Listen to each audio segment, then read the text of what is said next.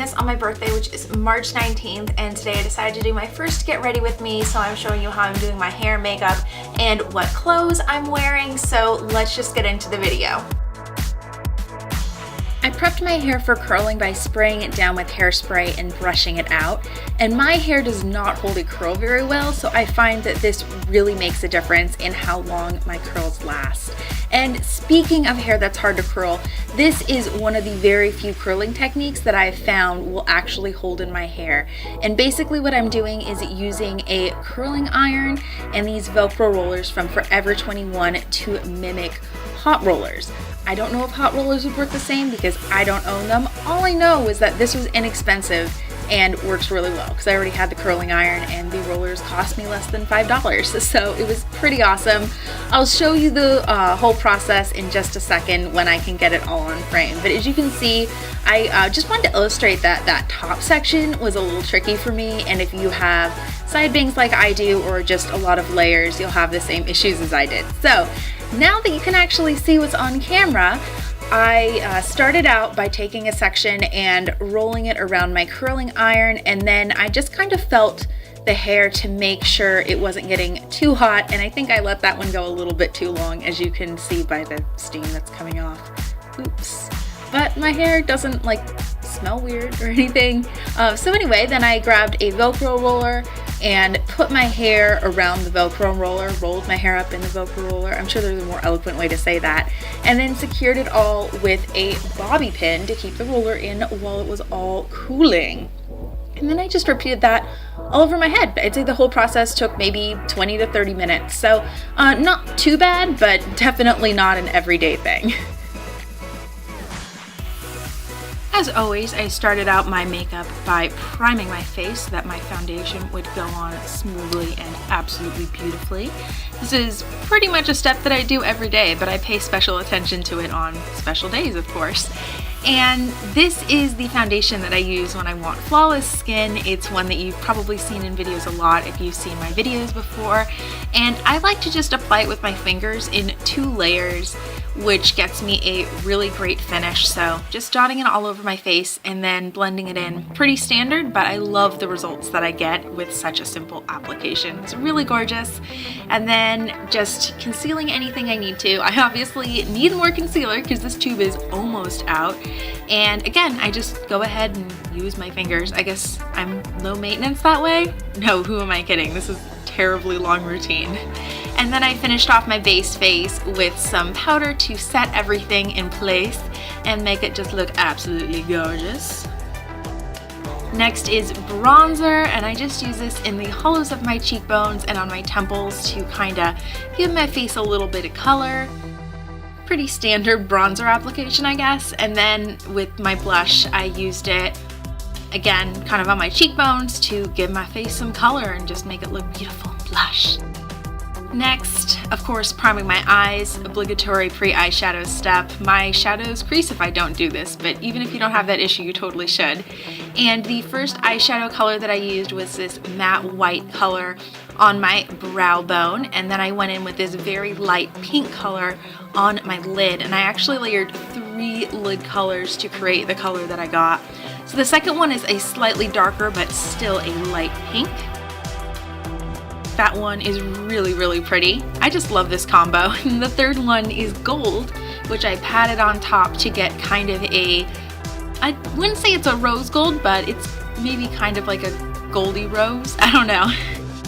For my crease, I started out by defining where I wanted my shadow to go, and then just slowly worked blending it up and created the eye shape that I wanted, and then just went and put a little bit under my eye to even things out, and then finished up with a little bit in the outer third of my eye to give it dimension.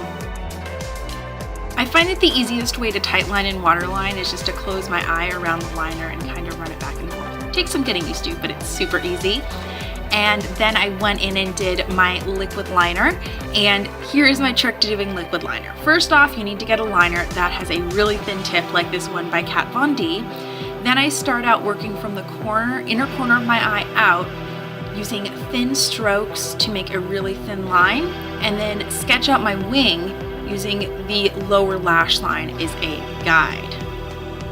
And then I just kind of switch back and forth between eyes and fill in the wings, starting at the outer corner of my eye, going in slowly. I find that I get the smoothest line going outwards to inwards when I'm doing my wing.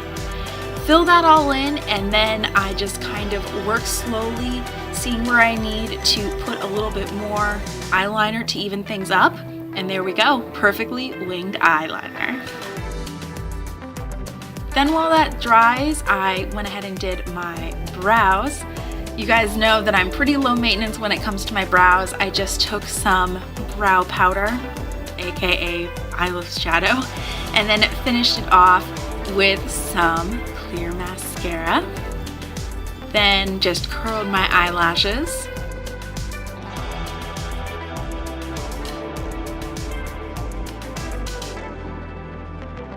The mascara that I'm using is the CoverGirl Full Lash Bloom Mascara. I actually just did a first impressions of this mascara and I really love it.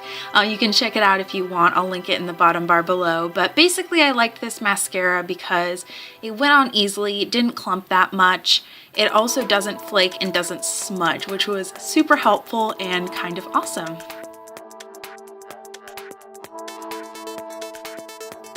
And the very last step to makeup, of course, is lipstick. This is a buxom color called Dolly, and I really, really love it. Very perfect. And with that, my makeup is complete. The first step to finishing up my hair was, of course, taking out those Velcro rollers, which was pretty simple. All I had to do was remove each of the bobby pins, take out the roller, and then redefine the curl by twisting it around my finger. And with these sorts of curls, I had the option of curling it towards or away from my face, so I decided to curl away from my face with this one. Once I got them all down, I just started playing with my hair a little bit, figuring out where I wanted them all to go and defining the curls of the way I wanted them to be before I sprayed it all down to keep those curls in place all day long. After that, I just let it sit for about 10 minutes to let all the hairspray dry. And then I went in for the final styling. So I decided to pin the front sections back. The one that I'm pinning back on screen right now was a little bit straighter than I wanted it to be, so I hid it by pinning it back. And the other side was falling in my face, and so I pinned it back so I wouldn't have to constantly push it out of the way.